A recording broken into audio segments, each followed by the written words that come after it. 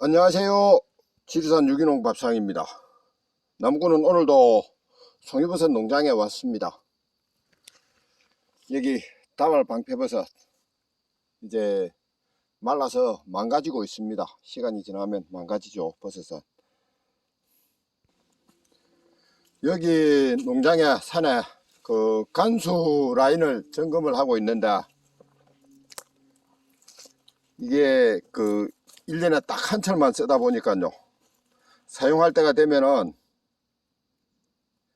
그 노즐이 막히고 뭐 갈로에 겨울에 얼어서 파손이 되고 뭐 그런 경우가 많이 생깁니다. 그러다 보니까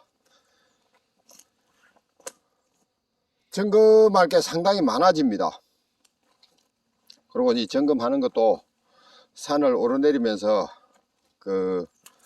또 물이 나와야, 물로 간수를 해야 이 파이프가 그러니까 제대로 이상이 없는지 그런 걸 확인을 할 수 있으니까, 비 아니죠, 물 맞고 막 돌아다니면서 점검을 해야 됩니다.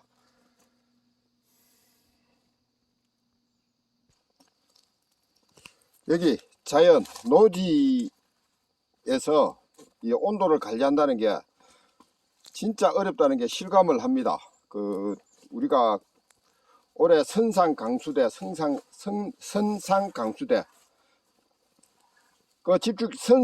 선상강수대에 의해서 집중호우가 온다는 방송이 텔레비전에 많이 나왔지 않습니까? 그러면 이 선상강수대에 의해서 집중호우가 내리면은 이 비가 찬 성질의 비가 내리는 것 같거든요. 그러면 이 대기 온도는 높지만은 이 찬 비의 영향으로 일시적으로 이 지중 온도가 내려가는 경우가 생기는 것 같습니다. 지금 제 농장에도 제가 육안으로 관측을 할 때는, 육안으로 살펴볼 때는 9월 20일경까지 그죠? 지중 온도가 19도 이하로 내려간 적이 한 번도 없었거든요. 그런데 군데군데서 송이를 몇 꼬타리 땄습니다.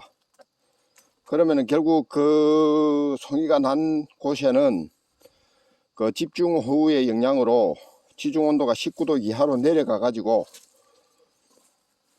송이균을 자극해서 원기를 생성을 했다는 그런 얘기거든요. 그러면은 그 선상강수대가 얼마만큼 넓은 면적에 광범위하게 영향을 미쳤는가, 그게 제일 큰 숙제가 될 것 같은데,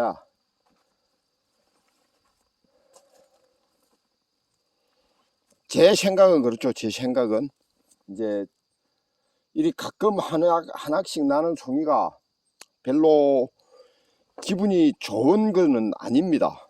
아예 송이가 안 났으면은 좋을 거라는 그런 생각을 많이 가지는데, 송이가 일단 한 꼬타리씩 났으니까요.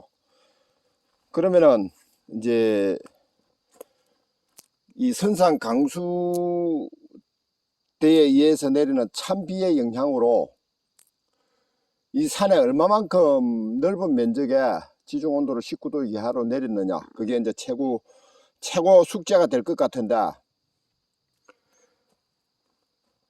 제가 육안으로 이 온도를 관측한 것처럼 대부분의 면적에서 지중 온도가 19도 이하로 내려가는 일이 안 생겼으면 좋겠다는 그런 바람을 가져봅니다. 뭐 제 바람대로 되겠습니까만은, 그래도 그런 바람을 가져보는데, 이제 어찌됐든 간에 이제 제가 할 수 있는 거는 이 바짝 메마른 땅에 수분을 공급을 해주는 것 외에는 방법이 없거든요. 그래서 제 나름대로 수분을 공급을 하기 위해서 최선의 노력을 다하고 있습니다. 여기 저수지, 이제 제가 송이버섯 간수용으로 축조한 저수지인데요, 면적이 한 200평 정도 될 겁니다. 그리고 평균 수심이 한 2m 정도. 그러면은 이론상 물이 한 1200톤 정도 고인다는 그런 계산이 나오는데, 저는 1200톤까지 안 보고요. 한 1000톤 정도는 물이 저수가 되지 않을까 그리 생각을 하거든요. 지금 이 수위가 한 30cm 정도 떨어졌습니다. 그동안에 3일 4일 지금 간수를 하고 있지 않습니까?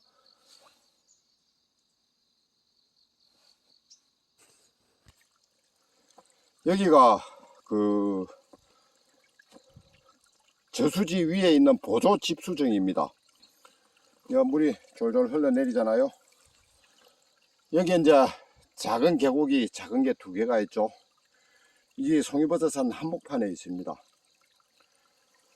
제가 경험을 해보니까 그 산에 간수를 하면요, 일주일 정도 지나면은 한 30% 정도 이 이제 계곡으로 물이 내려오는 것 같은 그 생각이 그 계산이 나오더라고요. 그러면은 이제 위에 그 간수를 하는 양이 저쪽 그 지하수 하고요, 여기서 올라가는 거 하고 하루에 한 200톤 정도 올라갈 거거든요. 그래서 30%면은 하루에 일주일이 지나면 한 70톤 정도의 물이 계속 보충이 된다는 그런 계산이 나옵니다. 뭐 계산대로 되는가 안 되는가는 몰라요. 제 계산상 그렇습니다. 그러면은 이제 한 지금부터 5일 정도 후에는 이 물이 하루에 70톤 정도 그 보충이 된다면은요, 밑에 저수지에서 하루에 물을 150톤 정도 끌어올려도 그러니까 제가 150톤 정도 끌어올린다고 하는 이유는 그 저쪽으로, 그러니까 이 산 등성이가 이쪽 계곡 쪽으로 안 하는 쪽에 물이 한 50% 아니 30% 정도는 그쪽으로 간수가 될 겁니다. 그러니까는 150톤 정도 끌어올리면은 계산상 거의 한 달 동안 물을 하루에 150톤씩 끌어올려도 저수지가 바닥을 드러내지는 않는다는 계산이 나오거든요. 뭐 그렇게 계산을 합니다. 계산대로 되는가 안 되는가는 모르겠고, 일단 비가 10월 4일 날요, 중장기 일기예보에 어제까지만 해도 비가 없었는데 오늘 아침에 보니까는 그 10월 4일 날 비가 온다고, 올 거라고 예보가 되어가 있습니다. 그때 비가 어느 정도 와줄지. 그러니까 이제 비가 하루 정도 좀 한 20mm, 30mm만 와주도요, 일단 그날은 간수를 안 해도 되고, 그 다음에 그 20mm, 30mm면은 제 이 농장 면적이 저쪽 그 계곡으로 해가지고 보면요, 이 계곡으로 내려오는 면적이 한 2만 평 정도 되거든요. 그러면은 20mm만 와도 비가 엄청난 양이죠. 그러면은 그 물이 일주일 후에는 다시 이 저수지로 내려올 테니까 수분을 공급하는 데는 큰 무리가 없을 거라는 그런 계산을 한번 해봅니다. 그리고 이제 제가 할 수 있는 일은, 이제는 뭐 온도는 온도 변화는 하늘에 맡겨야 되고요, 제가 할 수 있는 거는 수분을 공급해 주는 거, 간수를 해 주는 것 외에는 할 일이 없습니다. 시설이 돼가 있고 물이 있으니까 최대한 간수를 해서 송이버섯이 많이 날 수 있는 조건을 만들어 주려고 제 나름대로 노력을 하는 것 외에는 방법이 없지 않습니까? 그래서 일단 수분을 공급을 하는데 제 나름대로 최선을 다하려고 합니다. 송이 값이요, 어제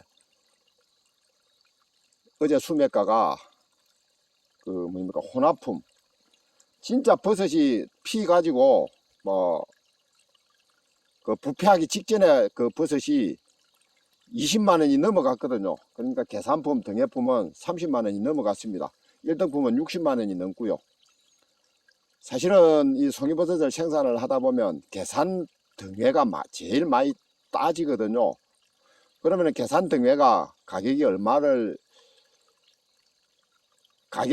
얼마에 형성이 되느냐가 가장 중요한데, 계산 등회가 30만 원이 넘으니까 이 평균 버섯 단가가 30만 원은 충분히 나올 수 있다는 그런 이론상 계산이 됩니다.